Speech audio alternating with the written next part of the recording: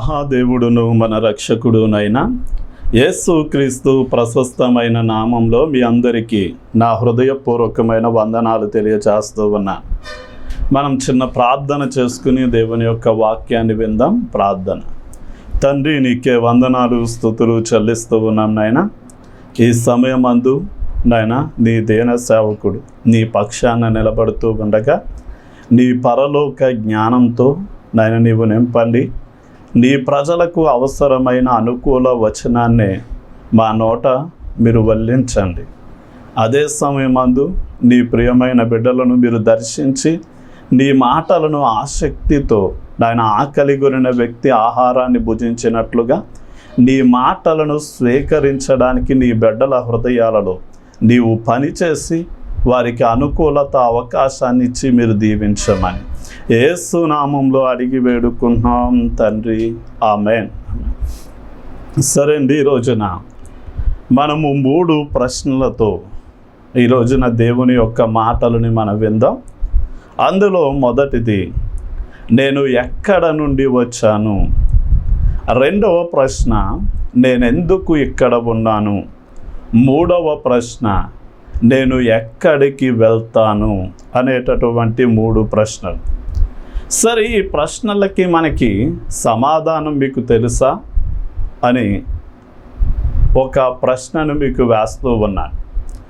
అయితే బైబిల్ గ్రంథానికి ఉన్నటువంటి ప్రత్యేకత ఏంటి అంటే, ప్రపంచంలో అత్యంత పురాతనమైనటువంటి గ్రంథాలలో బైబిల్ గ్రంథం ఒకటైనప్పటికీ అందులో రాయబడినటువంటి చరిత్ర పాతదైనప్పటికీ అది ఎప్పుడు నిత్య నూతనమైనటువంటి సందేశాన్ని మానవులకు ఇవ్వడం ఒక ఆశ్చర్యం.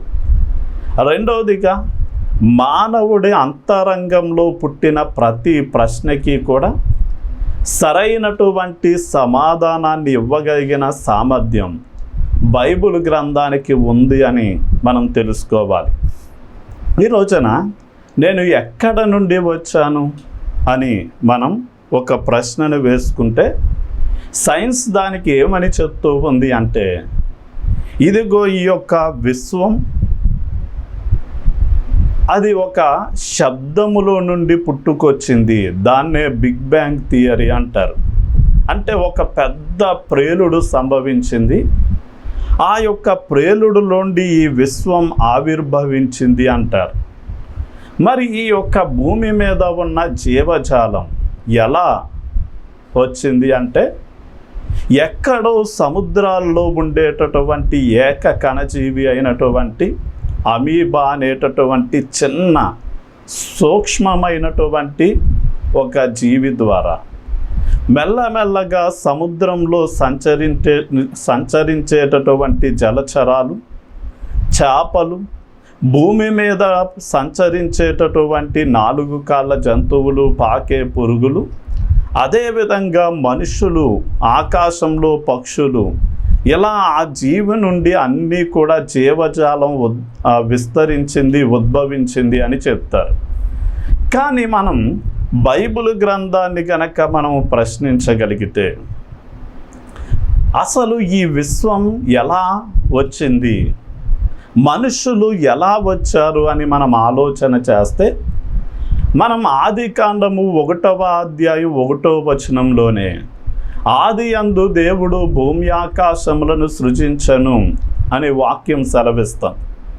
అంటే ఆకాశంలో ఉండే సూర్యుడు, చంద్రుడు, నక్షత్రాలు, గ్రహాలు అయినా, లేక సముద్రంలో సంచరించేటటువంటి జలచరాలు అన్నీ కూడా, అలాగే భూమి మీద ఉన్న ప్రతి జాతి వృక్షాలు, 4 కాళ్ళ జంతువులు, పాకే పురుగులు, పంట పొలాలలో ఉండే పశ్వాదులు, అలాగే మనుషులు అందరూ కూడా దేవునిలో ఉండి వచ్చారు అని మనం తెలుసుకోవాలి. అందుకనే మనం ఆదికాండము 1వ అధ్యాయం 26, 27 వచనాలు మనం చూడగలిగితే, దేవుడు తన స్వరూపమందు నరుణ్ణి సృజించెను అని ఉంటుంది. అంటే దేవుడు మానవుని అవసరాలు తీర్చగలిగినవన్నీ కూడా ముందుగా సృష్టించి ఆయన చివరిలో నేల మట్టిలోండి కొంత మంటిని తీసుకుని ఒక అందమైనటువంటి బొమ్మగా దాన్ని చేసి ఆ బొమ్మ యొక్క ముక్కు దగ్గర తన నోటిని పెట్టి ఆయనలో ఉన్న శ్వాసను ఆ బొమ్మలోనికి ఊదినప్పుడు దేవునిలో ఉండే జీవాత్మ ఎప్పుడైతే ఆ మట్టి బొమ్మలోనికి వెళ్ళిందో ఆ మట్టి బొమ్మ మహిమగల మనిషిగా రూపొందింది. ఆ మనిషినే మనము ఏమన్నాము అంటే ఆదాము అవ్వలు అన్నాం. అంటే దేవుడు తన స్వరూపమందు తన పోలిక చొప్పున ఆయన స్త్రీ పురుషులైన పురుషుణ్ణి స్త్రీని ఆదామును అవ్వను సృష్టించాడు. ఆయన పోలిక అంటే దేవునిలా ఆలోచించి నిర్ణయాలు తీసుకుని పనులు జరిగించే సామర్థ్యం, దేవునిలో ఉండే ప్రేమ, ఆయనలో ఉన్నటువంటి సత్యం, ఆయనలో ఉన్నటువంటి పరిశుద్ధతను మనం కలిగిన వారిగా, ఆయన లాంటి వారిగా మనము సృష్టించబడ్డాం. కనుక ఈ రోజున మనం ఎక్కడ నుండి వచ్చాం అంటే మనం కళ్ళు మూసుకుని దేవుని సత్యాన్ని విశ్వసించి చెప్పవలసిన మాట ఏంటి అంటే నేను దేవునిలో నుండి వచ్చాను లేక దేవుని ద్వారా వచ్చాను అని మనం తెలుసుకోవాలి. అందుకనే మనం దేవుడు మానవుని నిర్మించిన విధానం చూస్తే కీర్తనల గ్రంథం 139వ కీర్తన 13 నుండి 16 వచనాలలో దావీదు అంటాడు, ఇదిగో నా అంతరింద్రియములను నీవే సృష్టించావు, నీవే నాకు నిర్మాణం చేశావు అని మాట్లాడతాడు. అంటే ఈ రోజున దేవుని హస్తమే తల్లి గర్భంలో మనం ఉండగానే ఆయన హస్తము మనల్ని నిర్మాణం చేసింది కనుకే మనము ఒక ప్రత్యేకమైనటువంటి వారిగా ఉంటాం. మన చేతి ముద్రలు, కాలి ముద్రలు ఇతరులతో కలవకుండా అవి ప్రత్యేకమైనవిగా ఉంటాయి. అదే సమయమందు మన కనుగ్రుడ్డులు ఇతర కనుగ్రుడ్డులతో కలవకుండా ప్రత్యేకముగా ఉంటుంది. మన స్వరము ప్రత్యేకమైనటువంటిది, మన రూపం ప్రత్యేకమైనటువంటిది. ఇలా చెప్పాలి అంటే మనల్ని దేవుడు ఒక ప్రత్యేకమైనటువంటి వారిగా సృష్టించిన విధానం. మనం ప్రతి దానిని కూడా పరిశీలన చేస్తే దేవుడు మనల్ని కలగజేసిన విధానం చూసి మనం ఆశ్చర్యపోయి ఆయన్ని స్తుతించకుండా ఉండలేము అని చెప్పి దావీదు అంటాడు. కనుక ఈ రోజున మనం ఎక్కడ నుండి వచ్చాము అంటే దేవుని ద్వారా, దేవునిలో నుండి మనం వచ్చాము అని మనం తెలుసుకోవాలి. రెండవదిగా నేనెందుకు ఇక్కడ ఉన్నాను అని మనం ప్రశ్న వేసుకుంటే ఎందుకు ఉన్నాం అంటే ఒక రోజున ఒక క్లాస్ రూమ్లో టీచర్ గారు విద్యార్థులను అడుగుతూ ఉన్నారు, మీరు పెద్ద అయ్యాక ఏమవ్వాలి అని అవ్వాలనుకుంటున్నారు అని అడుగుతున్నారు. వెంటనే కొంచెం మంది విద్యార్థులు లేచి, టీచర్ గారు నేను పెద్ద అయ్యాక డాక్టర్ అవ్వాలనుకుంటున్నాను, నేను లాయర్ అవ్వాలనుకుంటున్నాను, నేను ఇంజనీర్ అవ్వాలనుకుంటున్నాను అని చెప్తున్నారు.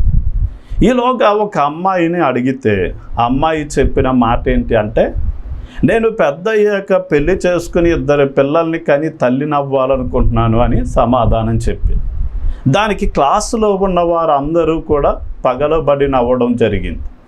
అంటే ఈ రోజున ఎందుకు నేను ఇక్కడ ఉన్నావు లేక ఎందుకున్నాము అనే ప్రశ్నకి ఏమండి పెళ్లి చేసుకోవడానికి, పిల్లల్ని కనడానికి, లేక పిల్లల్ని పెంచి పెద్దవారి చేయడానికి, లేక వారికి ఆస్తులు సమకూర్చడానికి అనే జవాబు సరైనది కాదు అని మనం తెలుసుకోవాలి. అంటే దేవుడు సృష్టించిన ప్రతి వ్యక్తి పట్ల ప్రత్యేకమైనటువంటి ప్రణాళిక దేవునికి ఉంది. మనం ఇర్మియా గ్రంథం 1వ అధ్యాయం 4-5 వచనాలు చదవగలిగితే దేవుడు ఇర్మియాతో అంటాడు, తల్లి గర్భంలో నిన్ను రూపింపక మునిపే నేను నిన్ను ఎరుగుదును, నేను నిన్ను ప్రతిష్ఠించాను, జనములకు ప్రవక్తగా నేను నిన్ను నియమించాను అన్నాడు. అంటే అది ఇర్మియా పట్ల దేవుని యొక్క ప్రత్యేకమైనటువంటి ఉద్దేశం.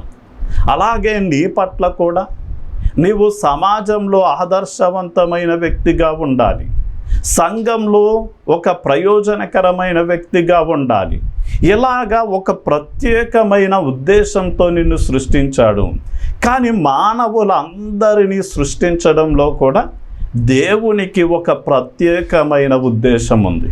ఉదాహరణకి మనం ఒక ఫ్యాన్ను తయారు చేసిన వ్యక్తి అది మనకి గాలి ఇవ్వాలనే ఉద్దేశంతో సృష్టించాడు. అలాగే ఒక లైట్ను కనిపెట్టిన వ్యక్తి అది మనకి వెలుగునివ్వాలి అనే ఉద్దేశంతో దాన్ని చేశాడు. అలాగే ఒక కుర్చీని ఇది తయారు చేసిన వ్యక్తి అది మనం కూర్చోవడానికి ఉపయోగపడాలి అని తయారు చేశాడు. అలాగే ఒక మంచాన్ని తయారు చేసిన వ్యక్తి అది మనం విశ్రాంతి లేక పడుకోవడానికి ఉపయోగపడాలి అని తయారు చేశాడు. అలాగే దేవుడు మానవులను సృష్టించాడు అంటే ఏదో అనాలోచనతో సృష్టించలేదు, కానీ ఒక ప్రత్యేకమైనటువంటి ఉద్దేశంతో దేవుడు మనల్ని సృష్టించాడు అని మనం గుర్తించాలి. అందులో ఒకటి, మనం దేవునితో సహవాసం చెయ్యాలి అని ఆయన సృష్టించాడు. మనం ఆదికాండం 3వ అధ్యాయం 8వ వచనాన్ని మనం చూడగలిగితే, చల్లపూట వేళ దేవుడైనటువంటి యెహోవా ఆ ఏదెను తోటలో సంచరిస్తే వెంటనే దేవుని స్వరాన్ని, దేవుని కాళ్ళ చప్పుడును విన్నటువంటి ఆదాము అవ్వలు అప్పటికే వారు పాపం చేసిన కారణము చేత వారు భయపడి వెళ్ళి దాగుకున్నారు అని వాక్యం సెలవిస్తుంది. అంటే వారు దేవుడు కాళ్ళ చప్పుడును ఎలా గుర్తించారు, ఆయన స్వరాన్ని ఎలా గుర్తించారు అంటే, దేవుడు ఆదాము అవ్వలను సృష్టించి అన్నాడు, మీరు ఫలించండి, అభివృద్ధి చెందండి, విస్తరించండి, భూమిని నిండించండి అన్నాడు. అంటే ఆదాము అవ్వలు ఒకరితో ఒకరు సహవాసం, భార్యాభర్తల ధర్మం జరుపుకుంటూనే వారు పిల్లల్ని కని, ఆదాము అవ్వ అంటే భార్య భర్త పిల్లలు కలిసి దేవునితో సహవాసం చేయడం కోసం దేవుడు సృష్టించాడు. అంటే ఈ రోజున చాలామంది దేవుని కంటే ఉద్యోగాన్నే అధికంగా ప్రేమిస్తూ, వ్యాపారాలను అధికంగా ప్రేమిస్తూ, ధనాన్ని అధికంగా ప్రేమిస్తూ, సుఖభోగాలను అధికంగా ప్రేమిస్తూ దేవునితో సహవాసం చేయడానికే మనసు లేని వారిగా ఉంటున్నారు. కానీ దేవుడు నీవు ఎందుకు ఇక్కడ ఉన్నావు, దేవుడు నిన్ను ఎందుకు ఉంచాడు అంటే దేవునితో సహవాసం చేయడానికి అని తెలుసుకోవాలి. రెండవదిగా, దేవుని పోలికను ప్రతిబింబింప చేయడానికి మనం ఇక్కడ ఉన్నాం. మనం ఆదికాండం 1వ అధ్యాయం 27వ వచనంలో ఆయన మనల్ని తన స్వరూపమందు తన పోలిక చొప్పున చేసుకున్నాడు. అయితే మనిషి పాపం చేసినప్పుడు దేవుని స్వరూప్యాన్ని కోల్పోతే యేసుక్రీస్తు వారు మన స్థానంలో మరణించి తిరిగి లేచి ఆయన నమ్మిన వారందరికీ పాప క్షమాపణ ఇచ్చి ఆయన యొక్క ఆత్మను మనలో ఉంచాడు. ఆ ఆత్మ మనల్ని ఏం చేస్తుంది అంటే దినదినము యేసయ్య పోలికలోనికి మనల్ని మారుస్తూ ఉండగా, మనం అద్దము మన రూపాన్ని ఎలా అయితే తిరిగి ప్రతిబింబింప చేస్తుందో మనము కూడా భూమి మీద దేవుడు ఎలా ఉంటాడు అంటే, దేవుని యొక్క పిల్లలముగా మనం ఏం చేయాలి అంటే, ఆయన ఎలాంటి ప్రేమ కలిగినవాడు, ఆయన ఎలాంటి న్యాయము కలిగిన సత్యము కలిగినవాడు, ఆయన ఎలాగూ పరిశుద్ధుడో దానిని మనం చూపించే విధానంగా మనం ఏం చేయాలి అంటే ఆయన రూపాన్ని ప్రతిబింబింప చేయడానికి మనం ఈ లోకంలో ఉన్నాం. ఈ రోజున మనల్ని చూసిన వారు మనలో ఎవరిని చూడగలుగుతూ ఉన్నారు అని మనం ఆలోచన చేస్తే, కొంచెం మంది వారి తండ్రి అయిన అపవాది బిడ్డలుగా వారు చేసేటటువంటి దుష్కార్యములు బట్టి వారు దెయ్యపు బిడ్డలుగా వారిని వారు కనుపరుచుకుంటారు. కానీ మనము కూడా అలాంటి దుష్కార్యాలను చేసేవారిగా ఉండడానికి పిలువబడలేదు, కానీ మంచి పనులను చేస్తూ దేవుడంటే ఎలా ఉంటాడో లోకానికి చూపించేటటువంటి వారిగా మనం పిలువబడ్డాం. ఇక మూడవదిగా, నేను ఎందుకు ఇక్కడ ఉన్నాను, లేక దేవుడు ఎందుకు నన్ను ఇక్కడ ఉంచాడు అంటే దేవుణ్ణి మహిమపరచడానికి అని మనం తెలుసుకోవాలి. మనం మత్తయి సువార్త 5వ అధ్యాయం 16వ వచనంలో, మీరు చేయు క్రియలను చూచిన వారు పరలోకమందున్న మీ తండ్రిని మహిమపరచునట్లు మీ వెలుగును వారి మధ్య ప్రకాశింపనీయండి అంటాడు. అంటే మనము చేసేటటువంటి మంచి పనులు దేవునికి మహిమను తీసుకొస్తాయి అని మనం తెలుసుకోవాలి. అంటే మనం చెడ్డ పనులు చేస్తే అసలు వీడిని కనిన వారు ఇలా పెంచారు ఏంటి అని పిల్లలను బట్టి తల్లిదండ్రులు అవమానపరచబడతారు. అదే గనక పిల్లలు మంచి ర్యాంకులు సంపాదిస్తూ విజయాన్ని సాధిస్తూ ఎంతో గొప్ప ఉన్నతమైన స్థాయికి ఎదిగినప్పుడు అసలు ఈ పిల్లల్ని ఎవరు కన్నారు అంటే పిల్లలను బట్టి తల్లిదండ్రులు ఘనత వస్తుంది.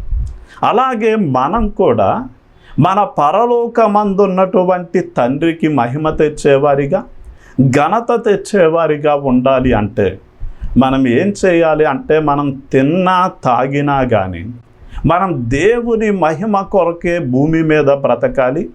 మనం ఏం చేసినా దేవునికి మహిమ తెచ్చేవారిగా ఉండనట్లే మనం జాగ్రత్త పడాలి. ఇక దేవుడు మనల్ని ఎందుకు ఇక్కడ ఉంచాడు, ఎందుకు ఇక్కడ మనం ఉన్నాము అంటే దేవుని రాజ్య విస్తరింపబడడం కోసం ఉన్నాం. ఆయన అంటాడు, మీరు ఫలించండి, అభివృద్ధి చెందండి, విస్తరించండి, భూమిని నిండించండి అని చెప్పి ఆదాము అవ్వలను ఆశీర్వదించాడు. అయితే ఆదాము అవ్వలకు పుట్టిన సంతానం సాతాను యొక్క మాటను విని వాడికి బానిసలుగా బందీలుగా అయినప్పుడు, ఎవరైతే ఈ యొక్క సువార్తను ప్రకటిస్తూ ఉన్నారో ఆ సువార్తను విని దేవుని వైపు వారు తిరిగినప్పుడు దేవుడు వారిని ఏం చేస్తున్నాడు అంటే సాతాను యొక్క బంధకాల నుండి, వాడి రాజ్యం నుండి విడిపిస్తున్నాడు. వాడి యొక్క బంధకాల నుండి విడిపించి చీకటిలో నుండి వెలుగులోనికి, సాతాను యొక్క సామ్రాజ్యం నుండి దేవుని యొక్క రాజ్యంలోనికి వారిని చేరుస్తూ ఉన్నాడు. కనుక మనం అలా దేవుని రాజ్యం విస్తరించాలి అంటే ప్రతి ఒక్కరికి యేసుక్రీస్తు వారి ద్వారా పాప క్షమాపణ, యేసుక్రీస్తు వారి ద్వారానే నీతిమంతులుగా తీర్చబడతాం, యేసుక్రీస్తు వారి ద్వారానే దేవుని ఆత్మను కలిగి ఉంటాం, యేసుక్రీస్తు వారి ద్వారానే పరలోక రాజ్యం అంటే నిత్య నరకం నుండి తప్పించబడి నిత్య జీవం చేర్చబడతాము అని ప్రతి ఒక్కరికి కూడా ఈ విషయాలు తెలియనట్లు మనము సువార్తను ప్రకటించి దేవుని రాజ్య విస్తరణ కోసం పాటుపడేవారిగా ఉండాలి. ఇక మనం ఎక్కడ నుండి వచ్చాము అంటే దేవునిలో నుండి వచ్చాం. ఎందుకు ఇక్కడ ఉన్నాము అంటే దేవునితో సహవాసం చేయడం కోసం, దేవుని పోలికను ప్రతిబింబింప చేయడం కోసం, దేవుణ్ణి మహిమపరచడం కోసం, దేవుని రాజ్యం విస్తరింప చేయబడడం కోసం ఉన్నాం. ఇప్పుడు నేను ఎక్కడికి వెళ్తాను అని మనం ప్రశ్న వేసుకోవాలి. ఈ ప్రశ్నకి ఒక చిన్న ఉదాహరణ నేను మీకు ఇస్తాను. ఒక రోజున ఒక రాజుగారి దగ్గర ఒక హాస్యగాడు ఉండేవాడు. అతడు బుద్ధి లేనివాడిగా నటిస్తూ అందరినీ కూడా నవ్విస్తూ ఉండేవాడు. ఒక రోజున ఒక రాజుగారు ఆయన దగ్గరికి వచ్చి ఒక దండను బహుకరించాడు. ఆ దండ యొక్క లాకెట్ మీద బుద్ధిహీనుల నాయకుడు అనే పేరుంది. వెంటనే ఆ రాజుగారు అన్నారు, ఇదిగో నీవే బుద్ధిహీనుల నాయకుడువు, ఈ దండం నీ దగ్గర ఉంచుకో, నీకంటే పెద్ద బుద్ధిహీనుడు ఎవరైనా కనపడితే గనక ఈ దండను అతనికి బహుకరించు అని చెప్పి ఇచ్చాడు.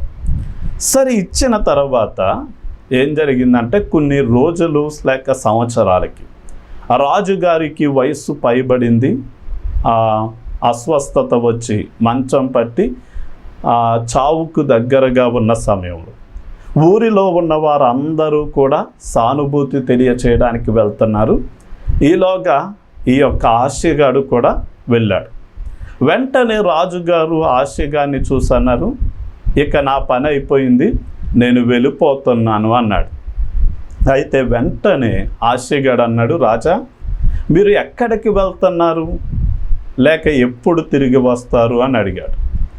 వెంటనే రాజుగారు అన్నారు, అదే నాకు తెలియట్లేదు అన్నాడు. అయితే పోనీ సుదీర్ఘమైన ప్రయాణం చేస్తున్నారు కదా, మీ ప్రయాణానికి ఏమైనా సిద్ధం చేసుకున్నారా అని అడిగితే నేనేమీ సిద్ధం చేసుకోలేదు అన్నాడు.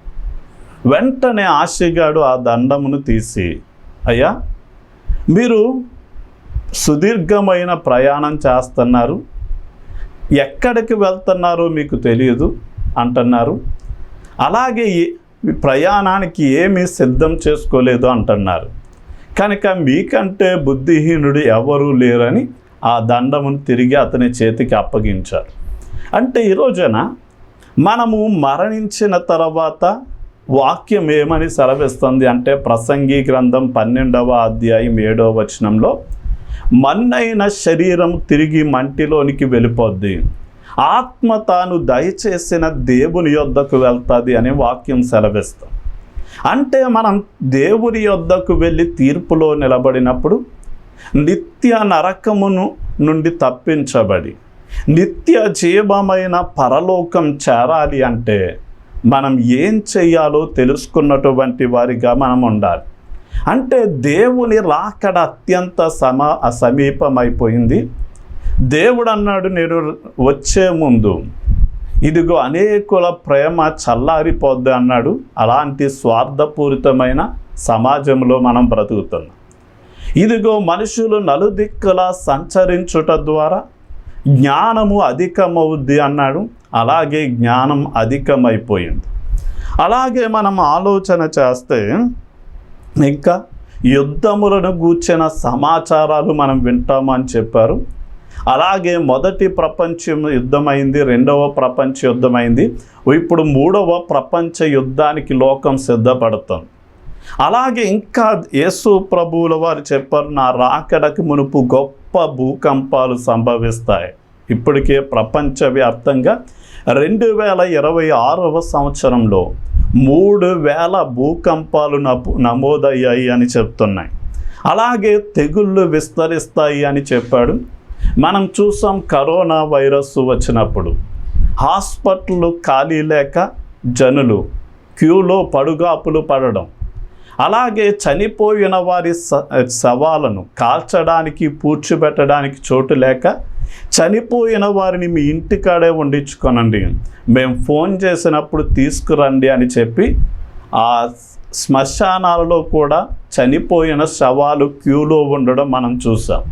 అంటే దీని సంకేతాలు ఏంటి అంటే, దేవుని రాకడ అత్యంత సమీపమైపోయింది. అయితే మనం ఎక్కడకు వెళ్తాము అంటే, 1 నిత్య నరకం, 2 నిత్య జీవం. అంటే నిత్య నరకానికి మనం వెళ్ళకూడదు. అంటే భూమి మీద బ్రతికి ఉండగానే నేను దేవుని దగ్గర నుండి వచ్చాను అన్నదాన్ని మనం తెలుసుకోవాలి. రెండవదిగా, ఏ ఉద్దేశంతో దేవుడు మనల్ని సృష్టించాడో ఆ ఉద్దేశాన్ని భూమి మీద నెరవేర్చాలి. మూడవదిగా, నేను పరలోకం వెళ్ళాలి అని చెప్పి భూమి మీద దేవుడు ఇచ్చినటువంటి సమయంలోనే చాలా జాగ్రత్తగా దేవునికి లెక్క చెప్పాలి అని భయముతో భక్తితో మనం జీవించాలి.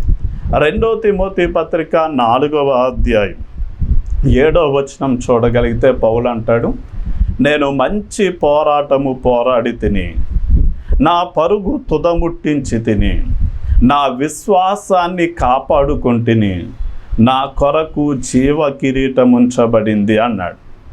అంటే మన జీవితం ఒక పందెపు రంగము వంటిది. రెండవదిగా, మనం మన విశ్వాసాన్ని, అంటే అందరూ దేవుణ్ణి నమ్మి ఆత్మీయ యాత్రను ప్రారంభిస్తారు, కానీ కొంతకాలమైన తర్వాత దాన్ని కొంచెం మంది పక్కకి తొలగిపోతారు, విశ్వాసాన్ని కోల్పోతారు. కానీ పౌలు అంటాడు, నా విశ్వాసాన్ని నేను కాపాడుకున్నాను అంటాడు. మనము కూడా అంతము వరకు దేవునిలో ఉండినట్లు మన విశ్వాసాన్ని కాపాడుకోవాలి. ఆ తర్వాత అంటాడు, నా పరుగును తుదముట్టించి తిని అన్నాడు. అంటే మనం ఒక ఎగ్జామ్ రాసి లేక ఒక పందెంలో పాల్గొని నాకు బహుమానం వచ్చేయాలి, నేను విజయం సాధించాలంటే సాధించలేము. కానీ ఎవరైతే ఆ ఎగ్జాము లేక ఆ యొక్క పందెపు రంగంలో ఎవరైతే గొప్పగా ఆడి ఆటను ముగించి విజయం సాధించారో అలాంటి వారికి మాత్రమే బహుమానాలు ఉంటాయి. కనుక దేవుని చేత మనం ఉన్నతమైన బహుమానాలు పొందుకోవాలి అంటే మనం ఏం చేయాలి అంటే మన పరుగును తుదముట్టించి దేవుడు అనుగ్రహించే బహుమానాలను పొందుకున్నట్లు మనము భయముతో భక్తితో ఈ యొక్క మన ఆటను లేక మన పందెపు రంగాన్ని కొనసాగించాలి అని చెప్తూ నా మాటల్ని ముగిస్తూ ఉన్నాను. ప్రార్థన చేసుకుందాం. తండ్రి, నీకే వందనాలు స్తుతులు చెల్లిస్తున్నా. నాయన, పౌలు అంటున్నాడు, మంచి పోరాటము పోరాడి తిని నా పరుగును కడముట్టించి తిని నా విశ్వాసాన్ని కాపాడుకుంటుని నా కోసం నాయన జీవ కిరీటం ఉంచబడింది అని నాయన భక్తుడు మాట్లాడుతూ ఉన్నాడు. అలాగే మేము కూడా నీ చేత ఉన్నతమైన బహుమానాలు పొందుకోవాలి అంటే మేము కూడా నీ దగ్గర నుండి వచ్చాము అని, రెండవదిగా నీవు ఏ ఉద్దేశంతో అయితే మమ్మల్ని సృష్టించావో అలాగే మేము భూమి మీద బ్రతికు దినములన్నిట నీతో అన్యోన్య సహవాసం చేసేవారిగా, నాయన దేవుడంటే ఎలా ఉంటాడో మాలో మిమ్మల్ని చూపించేవారిగా, అలాగే మేము ఏం చేసినా కానీ నిన్ను మహిమపరచడానికే చేసేవారిగా, నీ రాజ్య విస్తరణ కోసం పాటుపడేవారిగా ప్రతి ఒక్కరిని కూడా మీరు అభిషేకించి దీవించమని నజరేయుడైన యేసు నామంలో అడిగి వేడుకుంటున్నాం తండ్రి. ఆమేన్.